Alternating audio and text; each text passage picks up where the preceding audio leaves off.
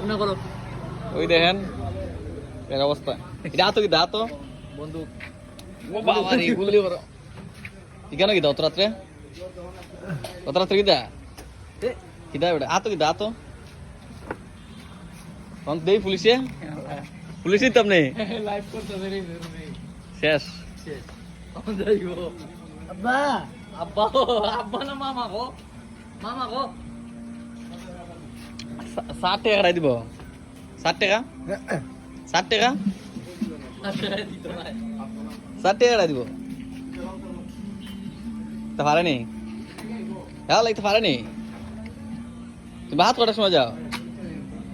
বাসাত